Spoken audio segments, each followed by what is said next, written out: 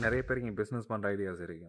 இந்த மாதிரி சில பேர் என்கிட்ட பிஸ்னஸ் பண்ணணுன்ட்டு வந்து சொல்லும்போது நான் உங்கள்கிட்ட ஒரு சில காமனான ஐடியாஸை பார்க்குறேன். அது ஒரு மிஸ்கன்செப்ஷன். ஸோ நிறைய பேர் இப்படி இருந்தால் தான் பிஸ்னஸ் ஸ்டார்ட் பண்ணலாம் அப்படின்னு நினைக்கிறாங்க.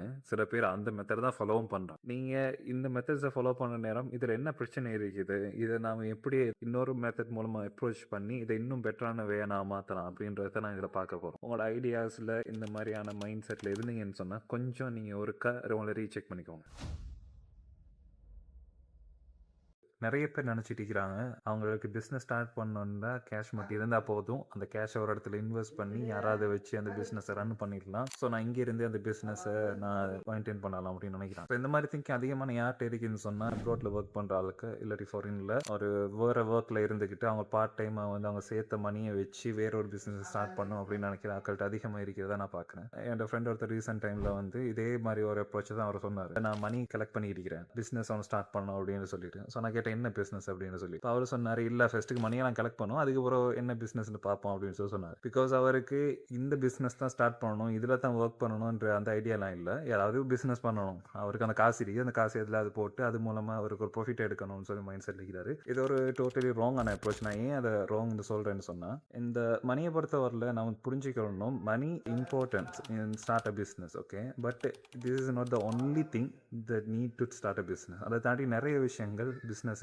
தேவை. நிறைய இடங்கள்ல வந்து பேசிக்கான நாலேஜே இருக்க மாட்டேங்குது பிஸ்னஸஸ்ல. ஏன்னா அதனால தான் அதிகமாக பிஸ்னஸ் வந்து ஃபெயில் ஆகிறதுக்கு மெயினான ஒரு ரீசனாக இருக்குது. நீங்கள் கேள்விப்படலாம், நிறைய பிஸ்னஸ் ஸ்டார்ட் பண்ணுறாங்க, அந்த பிஸ்னஸ் எல்லாமே ஃபெயில் ஆகுது அப்படின்ற நேரத்தில் அதில் ஏதாவது ஒரு பெர்டிகுலராக நீங்கள் நோட் பண்ணிக்கிட்ட விளங்கும். அவங்களுக்கு அதை பற்றியான பேசிக்கான நாலேஜ் இல்லாமல் இந்த பிஸ்னஸ் எல்லாரும் செய்கிறாங்க, அதே மாதிரி நானும் செய்வோம், இதில் எல்லாரும் ப்ராஃபிட் பார்க்குறாங்க, ஸோ நாங்களும் பார்க்கலாம் அப்படின்ற ஐடியாவில் செஞ்சு கடைசியில் அதில் வர பிரச்சனைகளை ஃபேஸ் பண்ணி கொள்ள இல்லாமல் லாஸ்ட் அந்த பிஸ்னஸை க்ளோஸ் பண்ணுறது தான் நிறைய இடத்துல பார்க்குறேன். ஸோ அந்த வகையில் நீங்கள் கட்டாயமாக பேசிக்ஸ் ஆஃப் பிஸ்னஸை நீங்கள் தெரிஞ்சுக்கொள்ளணும். அதில் முக்கியமாக மார்க்கெட்டிங், சேல்ஸ், பிராண்டிங், அதோட மார்க்கெட் ரிசர்ச் பண்ண தெரியணும். அந்த மார்க்கெட் ரிசர்ச்சில் முக்கியமாக உங்களோட டார்கெட் ஆடியன்ஸ் யார், நீங்கள் அவங்களுக்கு என்ன கொடுக்க போகிறீங்க, நீங்கள் என்ன ப்ராப்ளமை சால்வ் பண்ண போகிறீங்க அப்படின்றது ரொம்ப முக்கியம். அதே உங்களோட கம்பெட்டிட்டர்ஸ் யார், அவங்கள நீங்கள் எப்படி அனலைஸ் பண்ணி அவங்களுக்கு கம்பெட்டிஷனாக நீங்கள் எப்படி உங்களோட பிஸ்னஸை லான்ச் பண்ண போகிறீங்க அப்படின்றது பற்றியும் பேசிக்காக நீங்கள் தெரிஞ்சுக்கணும். அதை தாண்டி உங்களோட ஃபைனான்ஸ் ரைட்டில் பேசிக்காக ஒரு பிஸ்னஸ் ரன் பண்ணுறதுக்கு வரவு செலவு இந்த விஷயங்களை எப்படி ஹேண்டில் பண்ணுறதுன்னு தெரிஞ்சுக்கணும். உங்களோட பிஸ்னஸ் ரிலேட்டடான லோஸ்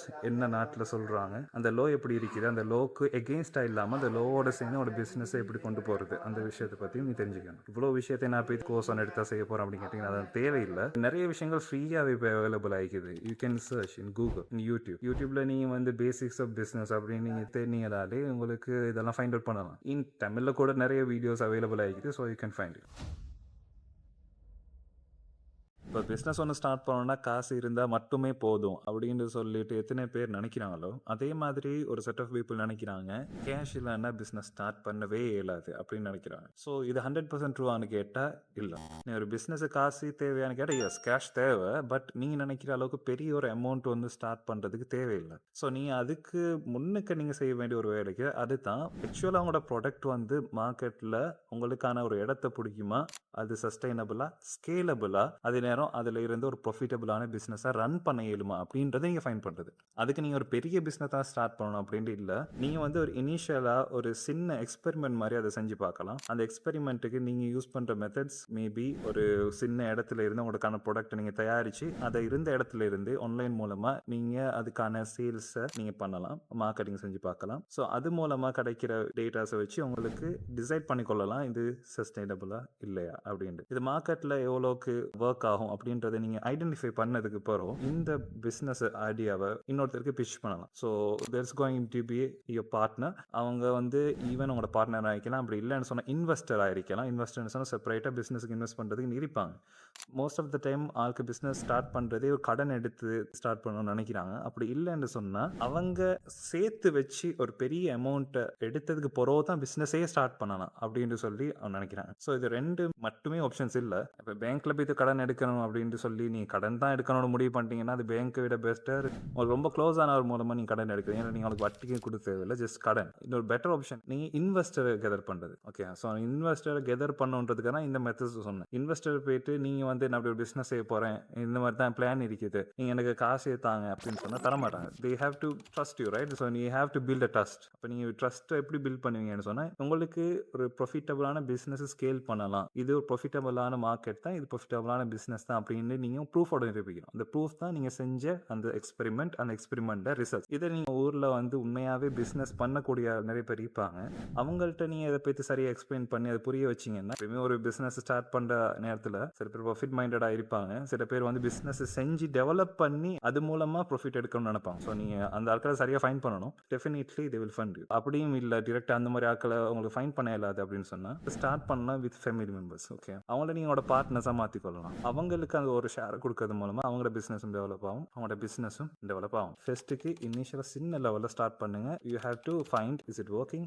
நிறைய பேர் நினைப்பாங்க அந்த பிஸ்னஸ் ஸ்டார்ட் பண்ணால் நான் மட்டும் ஸ்டார்ட் பண்ணணும், மொத்த ஷேர்ஸும் என்னடைய ஆയിരിக்கணும், ஸோ நான் இது யாருமே பார்ட்னர்ஸாக எடுத்துக்கொள்ள மாட்டேன் அப்படின்னு சொல்லி நினைப்பாங்க. அதே மாதிரி சில நேரம் பார்ட்னராக ஒருத்தரை ஹோல்ட் பண்ணணும்னு நினைச்சாலுமே அந்த பார்ட்னரை அவங்க சூஸ் பண்ணுற விதத்தில் அவங்களுக்கு மிஸ்டேக்ஸ் நடக்குது. ஸோ இது ரெண்டையும் எப்படி நான் ஃபைண்ட் அவுட் பண்ணுறதுன்னு நான் சொல்கிறேன். ஃபர்ஸ்ட்டுக்கு அந்த பார்ட்னர் வந்து தேவையில்லை அப்படின்னு நினைக்கிறவங்களுக்கு ஒரு நல்ல மைண்டில் வச்சுக்கோங்க. என்னென்னா, இப்போ ஒரு பிஸ்னஸ் வந்து 100% ஓன் பண்ணால் தான் அந்த பிஸ்னஸ் நல்ல ப்ராஃபிட் எனக்கு எடுக்கலாம் அப்படின்னு சொல்லி நினைப்பாங்க. ஸோ அப்படி இல்லை, நீங்கள் வேர்ல்ட் லெவலில் நீங்கள் எடுத்து பார்த்தீங்கன்னா சொல்ல பெரிய பிஸ்னஸ் பீப்புள்ஸ், அந்த பெரிய லெவலில் அந்த கம்பெனிஸை ஸ்டார்ட் பண்ணி ரன் பண்ணுறவங்க கூட அவங்க ஓனர்ஸ் கூட 100% ஓனர்ஷிப்பை வச்சுக்கொள்றது இல்லை. ஸோ அவங்க தேவையான இடத்துல வந்து ஷேர்ஸை விற்கிறாங்க, அந்த ஷேர்ஸுக்குள்ள இருந்து எடுக்கிற அந்த ப்ராஃபிட் மூலமாக பிஸ்னஸ் டெவலப் பண்ணுறாங்க. இந்த கம்பெனியை டெவலப் பண்ணுறதுக்கு யாராவது கட்டாயம் தேவை அப்படின்னு சொன்னால் அவங்கள பார்ட்னர்ஷிப் மூலமாக உள்ளுக்கும் கொண்டு வராங்க. It's strategy to build a business. இந்த பிஸ்னஸை டெவலப் பண்ணணும்னு மைண்ட் செட்டை நீங்கள் இருந்தீங்கன்னு சொன்னால் இந்த மெத்தட்ஸ் எல்லாம் நல்ல மெத்தட்ஸ் தான். ஆனால் இல்லை இந்த பிஸ்னஸ் மொத்தமாக நானே தான் இருக்கணும் அப்படின்னு நீங்கள் ஆசைப்பட்டீங்கன்னு சொன்னால் நீங்கள் இனிஷியல் ஸ்டேஜில் அது ஓகே ஆയിരിக்கும், பட் பிஸ்னஸ் டெவலப் பண்ணக்குள்ள உங்களுக்கு இதுவே பெரிய பிரச்சனையை கொண்டு முடியும். அண்ட் நான் அது ஃபர்தர் டீட்டெயில்ஸ் சொல்கிறேன் ஏன் அப்படின்னு சொல்லிட்டு. நான் இதில் சொன்ன மாதிரி நீங்கள் போய் இது பிச் பண்ணலாம் அப்படின்னு நான் சொன்னேன் இன்வெஸ்டர்ஸுக்கு. அதே மாதிரி நீங்கள் உங்களோட இனிஷியல் ஸ்டேஜில் உங்களோட ஃபேமிலி மெம்பர்ஸ்ட்டே இருந்து ஃப்ரெண்ட்ஸ்ட்டே இருந்து கூட நீங்கள் வந்து கேஷ் எடுக்கலாம். ஆனால் ஒரு விஷயம் மட்டும் முக்கியமாக சொல்கிறேன், நீங்கள் அப்படி கேஷ் எடுக்கிற நேரம் இன்வெஸ்டராக சரி இல்லை கடனாக சரி நீங்கள் எடுக்கக்கூடிய நேரத்தில் முதல்ல இது சிச்சுவேஷனை எக்ஸ்பிளைன் பண்ணிடுங்க. இது 100% ஒர்க் ஆகும், இது மிஸ்ஸே ஆகாது, உங்களோட கடன் காசையும் வந்து நான் ஃபுல்லாகவே எனக்கு டைமுக்கு தந்துடுவேன், இல்லாட்டி ப்ராஃபிட்டை வந்து நான் இந்த டைமுக்குள்ளுக்கு அவங்களுக்கு கிடச்சிடும் அப்படின்னு சொல்லி நீங்கள் ப்ரொமிஸ் பண்ணாதீங்க. நீங்கள் ப்ரொமிஸ் பண்ணணும் என்னன்னு சொன்னால் நான் எனக்கு முடிஞ்ச நான் எஃபர்ட் போடுவேன் இந்த விஷயத்தை சஸ்டைனபிளாகவோ சக்ஸஸ்ஃபுல்லாக செஞ்சு முடிக்கிறதுக்கு அப்படின்றத ப்ரொமிஸ் பண்ணேன். ஆக்சுவல் நேரமே சொல்லுங்கள் நீங்கள் இது நான் ஸ்டார்டிங் இது என்ன சிச்சுவேஷன் எனக்கு 100% சொல்ல இல்லாது. ஏன்னா ஃபர்ஸ்ட் நீங்கள் அவங்கள்ட்ட ப்ரொமிஸ் பண்ணி அந்த ப்ரொமிஸை பிரேக் பண்ணதால வர பிரச்சனைகள் தான் அதிகம். நீங்கள் முதல்ல அவங்கள்ட்ட இந்த விஷயத்தை இன்ஃபார்ம் பண்ணிட்டு அது புறவும் அவங்க தாராங்கன்னா தே வில்லிங் டு டூ திஸ். அவங்க புரிஞ்சு அந்த விஷயத்தை அண்டர்ஸ்டாண்ட் பண்ணிட்டு தான் அந்த விஷயத்தை தாராங்க. ஸோ அது மூலம் அவங்க ரிலேஷன்ஷிப்ல பிரச்சனை வரும் அப்படின்ட்டு நினைக்காதீங்க. ஏன்னா தே ஆல்ரெடி அக்செப்டட். ஓகே, அது மூலமாக தான் அவங்க தாராங்க. அந்த விஷயத்தையும் கொஞ்சம் கன்சிடர் பண்ணுங்க.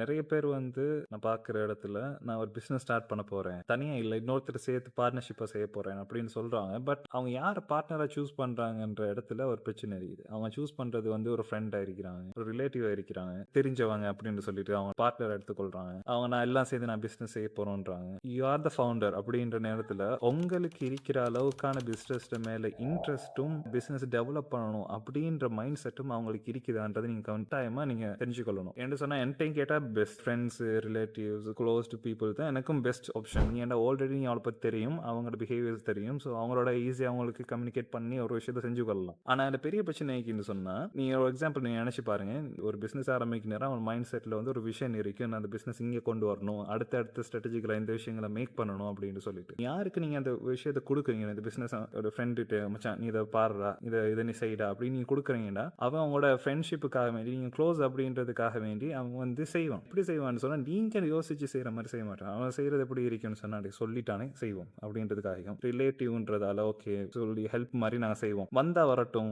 வந்தால் பார்ப்போம் அப்படின்ற மைண்ட் செட்டில் அவன் செய்வான். என் ஃப்ரெண்ட் ஒருத்தர் தான் ஒரு பிஸ்னஸ் ஸ்டார்ட் பண்ண போகிறான்னு மிச்சம் நாளாக சொல்லிக்கிட்டு இருந்தது. அதுக்கான பிளான் எல்லாமே டிசைட் பண்ணி இனிஷியல் ஸ்டேஜ் அந்த விஷயங்களை ரெஜிஸ்ட்ரேஷன் பண்ணுறது அதுக்கான ப்ரொசீஜர்ஸில் இருக்கும். ஆனால் நான் அது மிச்சம் நாளாக போயிட்டுக்கிட்டே இருக்குது. நான் என்னென்னு விசாரிச்சு பார்த்தா விளங்குது என்னன்னா அங்கிக்கிற ஒருத்தர் அந்த பர்சன் வந்து அவருக்குன்ற ஒரு பர்சனலாக ஒரு பிஸ்னஸ் வந்து இருக்குது. ஸோ அதை ரன் பண்ணிக்கிட்டு ஆரம்பிக்கிறாரு. இவர் வந்து நான் இப்படி ஒரு ஐடியா இருக்குதா செய்வோமா அப்படின்னு சொல்லி கேட்டு தான் இது ஆரம்பிச்சுக்கிறாங்க. ஸோ ஃபர்தரா இவர் என்ன பண்ணிக்கிறான்னு சொன்னா ஓகே நான் செய்வோம் அப்படின்னு சொல்லிட்டு ஆரம்பிச்சுட்டு இவருக்கு என்ன செய்யறதுன்னு சொன்னா இவர் ஓன் பிசினஸ் எப்படியுமே ஒருத்தருக்கு அந்த ஓன் பிசினஸ்ல இருக்கிற இன்ட்ரெஸ்ட் ஒன்று தானே. ஸோ இவர் வேலையை அவர் முன்னுக்கு போட்டுக்கிறார் அப்படின்னா அவர் ஓன் பிசினஸுக்கான ஒர்க் எல்லாத்தையும் அவர் முடிச்சுட்டு டைம் இருந்தா தான் இந்த பிசினஸுக்கான விஷயத்தையுமே அவர் பார்க்கிறார். இந்த பிசினஸுக்கு அவர் அவ்வளோ அட்டென்ஷன் கொடுக்கல. ஸ்டார்டிங்ல கூட இது ஓகே நீங்க போயிடலாம் கடந்து, ஆனா அந்த பிசினஸ் க்ரோ ஆகிற நேரம் இது பெரிய விஷயம் வந்து நிற்கும். இனிஷியலா அவங்களோட பார்ட்னர்ஸை யாரை ஹையர் பண்றீங்களோ ஸோ இந்த மைண்ட் செட் வச்சுக்கோங்க, அவங்களோட மைண்ட் செட்டும் உங்களோட மைண்ட் செட்டும் சேமா இருக்குதா அப்படின்றது. ஃபார் எக்ஸாம்பிள் இப்போ நீங்கள் வந்து ஸ்டடி பண்ணுறீங்க, ஸ்டடி பண்ணிவிட்டு இந்த ஸ்டடி பண்ணிடலான்னு கேட்டால் நல்லா நான் ஸ்டடி பண்ணேன்னு சொல்கிறீங்க. ஆனால் நீங்கள் எவ்வளோ நல்லா ஸ்டடி பண்ணிக்கிறீங்க அப்படின்றது எப்போ தெரியும்னா நீங்கள் எக்ஸாம் ஒன்று வைக்க நேரம் தான் தெரியும். ஸோ அந்த எக்ஸாமில் நீங்கள் எவ்வளோ நல்லா பெர்ஃபார்ம் பண்ணுறீங்கன்றதை வச்சு நீங்கள் எப்படி அந்த விஷயத்தை தெரிஞ்சுக்கிறீங்க, அந்த விஷயத்தில் எந்த விஷயங்களை நல்லா தெரிஞ்சுக்கொள்கிறீங்க, எந்த விஷயம் உங்களுக்கு அதில் சரியாக தெரியலை அப்படின்றது அதுலேயே விளங்கும். அதே மாதிரி ஒரு விஷயம் தான் டேட்டா கலெக்டிங். இந்த டேட்டா கலெக்டிங் ஏன் நான் இம்பார்ட்டன்ட் சொல்கிறேன்னா, நீங்கள் ஒரு பிஸ்னஸ் ஸ்டார்ட் பண்ணுறீங்க, இனிஷியல் ஸ்டேஜில் ஓகே 1-2 ஆர்டர்ஸ் வர நேரம் இல்லாட்டி ஒரு 10-15 கிளைண்ட்ஸ் கஸ்டமர்ஸ் வர நேரம் ஸ்டார்டிங்ல இது ஓகே இருக்கும். ஆஃப்டர் தட் நீங்க என்ன பண்ணுவீங்கன்னு சொன்னா இந்த பிசினஸ் வந்து க்ரோ ஆக உங்களுக்கு வேற எந்த விஷயத்துக்கும் டைம் இருக்காது. நீங்க கஸ்டமர்ஸ் வாரது போறது இது எப்படி வாராங்க எப்படி போறாங்க, அவங்க எது சரியா வந்துச்சு எது சரியா வரல, இந்த கஸ்டமர்ஸ் நீடை நீங்க எந்த அளவு சாட்டிஸ்ஃபை பண்ணீங்க பண்ணல, உங்களோட பிசினஸ் என்ன ஃப்ளோஸ் இருக்குது என்ன பிளஸ் இருக்குது எதுவுமே நீங்க நோட் பண்ணல அப்படின்னு சொன்னா உங்களோட பிசினஸ்ல இருக்கிற விஷயங்களை அடுத்த ஸ்டெப்புக்கு உங்களுக்கு கொண்டு போக நினைக்கும். ஸோ உங்களோட ப்ராடக்ட் வந்து குவாலிட்டி போக குறையலாம், அது மூலமா உங்களோட பிசினஸ் இல்லாமல் போகலாம். உங்களோட கஸ்டமர்ஸை நீங்க ஒழுங்கா மெயின்டைன் பண்ணலன்னா உங்களோட பிசினஸ் இல்லாமல் போகலாம். உங்களோட பிசினஸ்ல நீங்க அதிகமாக ஸ்பெண்ட் பண்றீங்க, உங்களுக்கு பிசினஸ்ல க்ரோத் ஆகாத விஷயங்கள், மணியை கொண்டு வராத விஷயங்களுக்கு நீங்க அன்வான்டா நீங்க செலவு பண்றீங்க அப்படின்னா அதுவுமே உங்களோட பிசினஸ் லாஸ்ட்டுக்கு காரணமாகும். இந்த விஷயங்களை நீங்க எப்படி ஃபைண்ட் அவுட் பண்ணுவீங்கன்னு சொன்னா பை கலெக்டிங் த டேட்டா. ஒரு எக்ஸல் ஷீட் இல்லாட்டி ஒரு பென் அண்ட் பேப்பர் நீங்க அதுல வந்து பிரிச்சுக்கோங்க. கஸ்டமர்ஸ், உங்களோட ப்ராடக்ட், சர்வீசஸ் இருந்தா சர்வீசஸ் எது பிளஸ் எது மைனஸ், என்ன ஆப்பர்ச்சுனிட்டி இது மூலமா இருக்குது, என்ன த்ரெட்ஸ் இருக்குது, இதை நீங்க நோட் பண்ணி இதை ஒரு பேசிக்கான ஸ்ட்ரக்சரா வச்சு நீங்க செய்யுங்க. இது SWOT analysis, SWOT analysis. SWOT அனாலிசிஸ்ல S for strength. So உங்களோட பிசினஸ் வந்து ஸ்டார்டிங்ல ஒரு விஷயம் இருக்கும், அது உங்களோட ஸ்ட்ரென்த் இல்லைன்னு தெரியாது. நீங்க கண்டினியூவா அதை பில்ட் பண்ணிட்டு போக்கல உங்களுக்கு ஒரு விஷயம் வேணும், இதுதான் என் பிசினஸ் நிறுத்துது, ஸ்ட்ரென்த் இது அப்படின்னு உங்களுக்கு வேணும். இந்த ஸ்ட்ரென்த்தை நீங்க இம்ப்ரூவ் பண்றது மூலமா உங்களோட பிசினஸ் அதிகரிச்சு கொள்ளலாம். ஸோ அந்த ஸ்ட்ரென்த் எல்லாத்தையும் டவுன் அவுட் பண்ணுங்க. அதுக்கப்புறம் W ஃபார் வீக்னஸ். ஸோ வீக்னஸ்னா உங்களோட பிசினஸை வந்து எந்த விஷயம் டவுன் பண்ணுது அப்படின்றத நீங்க நோட் பண்ணுங்க. இந்த வீக்னஸை நீங்க இல்லாமக்குறதன் மூலமா ஒரு பிசினஸ்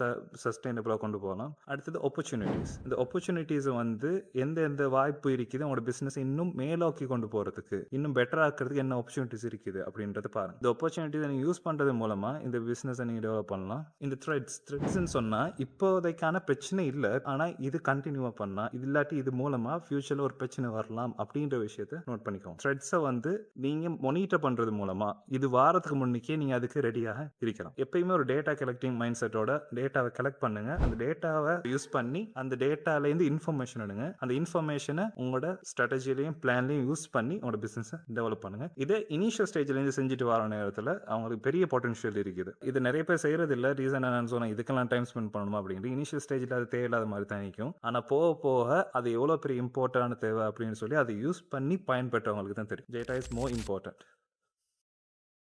அடாப்டபிலிட்டி. நிறைய இடங்கள்ல நிறைய பேர் செய்யற மிஸ்டேக், நிறைய பிசினஸ், இது ஈவன் நான் ஸ்டார்ட் அப் சொல்லல, பெரிய பெரிய பிசினஸ் கூட ஈவன் கொடாக் நீங்க கேள்விப்பட்டிருப்பீங்க. கொடாக் ஸ்டோரி கேள்விப்பட்டீங்க. கெனான் கொடாக் த ஸ்டோரி, எப்படி கொடாக்ன்ற ஒரு பெரிய ஒரு சாம்ராஜ்யம் வந்து வீழ்ந்த இந்த ஸ்டோரி. நொக்கியாட ஸ்டோரி கேள்விப்பட்டிருப்பீங்க. இந்த மாதிரி எக்கச்சக்கமான பெரிய பிராண்ட்ஸ் அந்த டைம்ல இவங்கெல்லாம் கிட்ட கூட வைக்கல, அப்படியான பிராண்ட்ஸ் கூட எப்படி இந்த நிலைமைக்கு வந்தாங்க அப்படின்னா அடாப்டபிலிட்டி. இந்த அடாப்டபிலிட்டின்றது ரொம்ப ரொம்ப முக்கியம். என்னடா நாம சயின்ஸ்ல கூட சின்ன வயசுல படிச்சு இப்போ என்னன்னு சொன்னா தப்பி பிழைத்தல் அப்படின்னு சொல்லுவாங்க. சர்வைவல். இந்த சர்வைவலுக்கு ரொம்ப முக்கியம் ஸ்ட்ரென்த்தா பவரா அப்படின்னு கேட்டா இல்ல, அடாப்டபிலிட்டி. அந்த சூழ்நிலைக்கு ஏத்த மாதிரி இருக்கிற தன்னை மாத்திக்கொள்ற அந்த உயிரினம் அந்த சூழல்ல தப்பி பிழைச்சு வாங்க. அதுக்கான நேரம் வரும்போது அந்த இடத்த அது டொமினேட் பண்ணும். ஸோ அதுக்கு முக்கியமா அடாப்டபிலிட்டின்னு தேவை. யாருக்கு ஃபாஸ்டா ஒரு விஷயத்தை அடாப்ட் பண்றாங்களோ அந்த அடாப்ட் பண்றவர் மத்த அடாப்ட் பண்ணாத அவரை விட ரொம்ப ஃபாஸ்டா அந்த ஃபீல்ட்ல செக்மெண்ட்ல முன்னேறி போவாங்க. ஸோ யாரெல்லாம் அந்த அடாப்ட் பண்ணலையோ அவங்க ஒரு பீரியட்ல அந்த இடத்துல இருந்து இல்லாம போவாங்கன்னு சொல்லலாம். ஸோ ஃபர்ஸ்ட் அது என்ன அதை எப்படி எடப்ட் பண்றது, எல்லாத்தையும் எடப்ட் பண்ணணுமா இல்ல, அது எதை எடப்ட் பண்ணணும் எதை எடப்ட் பண்ணக்கூடாது அப்படின்றதையும் நீங்க சரியா தெரிஞ்சுக்கொள்ளணும். எது உங்களோட பிசினஸ் நல்லா டெவலப் பண்ணி கொள்றதுக்கான வாய்ப்புகள் இருக்குதோ அது எல்லாத்தையும் நீங்க எடப்ட் பண்ணிக்கொள்ளணும். முக்கியமா கஸ்டமர் ஃபீட்பேக்கை நீங்க எடப்ட் பண்ணணும். ஏன்னா கஸ்டமர்ஸ் அவங்க தான் அல்டிமேட்லி உங்களோட பிசினஸை ரன் பண்ண போறவங்க. என்னதான் நீங்க ஆப்ரேஷன்ஸ் பண்ணாலும் இந்த ஆப்ரேஷன்ஸ் எல்லாமே நீங்க பண்றது, இந்த பிசினஸை நீங்க டெவலப் பண்ணணுன்றது, இது எல்லாமே யார கையில் இருக்குது, இந்த கஸ்டமர்ஸ் கையில தான் இருக்குது. அவங்க இது வானா அப்படின்னு சொல்லிட்டாங்கன்னு சொன்னா நீங்க ஒண்ணுமே பண்ண போறது இல்ல, ஒண்ணுமே பண்ணவும் இயலாது. ஸோ நீங்க என்ன பண்ணணும்னு சொன்னா உங்க கஸ்டமர் லிசன் பண்ணுங்க. அவங்களோட பின் பாயிண்ட்ஸ் அனுப்புறேன். பின் பாயிண்ட்ஸ் சொன்னா ஒரு கஸ்டமர் வந்து இது தான் அவங்கள்ட்ட எக்ஸாக்டா தேவைன்னு சொல்லி அவங்கள்ட்ட ஒன்று இருக்கும். சில பேர் டிரெக்டா சொல்லுவாங்க, டிரெக்டா சில பேர்கிட்ட இருந்து எடுக்கலாது. ஸோ மறைமுகமா அவங்க சொல்ல வர விஷயங்கள் நம்மளுக்கு அதை புரிஞ்சுக்கொள்ளலாம். அதை எங்கேருந்து எடுத்துக்கொள்றது, உங்களோட கமெண்ட்ஸ் செக்ஷன், உங்களோட யூடியூப் சேனல்ஸ் இருந்துன்னு சொன்னா, இல்லாட்டி இன்ஸ்டாகிராம், ஃபேஸ்புக் அந்த மாதிரி இதுன்னு சொன்னா அதுல கமெண்ட்ஸ்ல உங்களுக்கு பார்க்கணும். இல்லாட்டி கூகுள்ல வந்து ரிவ்யூஸ்ல பார்க்கணும். அப்படி இல்லைன்னு சொன்னா நீங்க டிரெக்டா அவங்க கஸ்டமர்ஸ்ல வந்து உங்களோட என்ன பிடிக்கும் என்ன பிடிக்காது உங்களோட பிசினஸ்ல எதை மாத்தினா லைக் நீங்க ஃபீட்பேக் கேட்கணும். இது மூலமா கிடைக்கிற டேட்டா யூஸ் பண்ணி நீங்க இன்னுமே அந்த ப்ராடக்ட் இல்லாட்டி அந்த விஷயங்களை எடப்ட் பண்ணிக்கொள்ளலாம். உங்களோட ஸ்பெசிஃபிக்கான கஸ்டமர்ஸ் எடப்ட் பண்ற விஷயம் இன்னொன்று வேர்ல்ட்ல இருந்து எடப்ட் பண்ண வேண்டிய விஷயம் கிடைக்குது. ஸோ வேர்ல்டும் சேஞ்ச் ஆகல அந்த மார்க்கெட்டுமே டோட்டலா சேஞ்ச் ஆகும். இப்போ வந்து ஏஐ ரெவல்யூஷன் எல்லாருக்கும் தெரியும். அந்த ஏஐ எவ்வளவு பெரிய இம்பாக்ட் கிரியேட் பண்ண போகுதுன்னு சொல்லிட்டு இந்த ஏஐ டூல எல்லாத்துக்கும் இல்ல, எந்தெந்த விஷயங்களுக்கு உங்களுக்கு ஏழுமோ அந்தந்த விஷயங்கள்ல உங்களோட வேலையை இலகுவாக்கி உங்களோட பிசினஸை பெட்டர் பண்ணக்கூடிய விஷயங்கள்ல இதை எடப்ட் பண்ணுங்க. இதை எடப்ட் பண்ணீங்கன்னா நீங்க எடப்ட் பண்ணாத எத்தனையோ கம்பெனியை விட ரொம்ப மேலே இருப்பீங்க. இது ப்ராக்டிக்கலா உங்களுக்கு செய்யும் போது உங்களுக்கு அதுல பலன் வழங்கும். இதே மாதிரியான அதிகமான வீடியோஸ் நான் இந்த யூடியூப் சேனல்ல அப்லோட் பண்ணுவேன். ஃபர்தரா அவங்கள்ட்ட இந்த மாதிரியான கேள்விகள் இது சம்பந்தமா இருந்தாலோ இல்லாட்டி வேறு டிஸ்கஷன்ஸ் இருந்தாலும் உங்களுக்கு ஒரு ஐடியாஸ் இருந்தாலும் நீங்க கமெண்ட் செக்ஷன்ல கேட்கலாம். ஸோ இதுக்கான as soon as possible ஒரு வீடியோ மூலமாவோ இல்லை கமெண்ட் மூலமாவோ நான் இதுக்கான ரிப்ளை தரேன். Have a good day.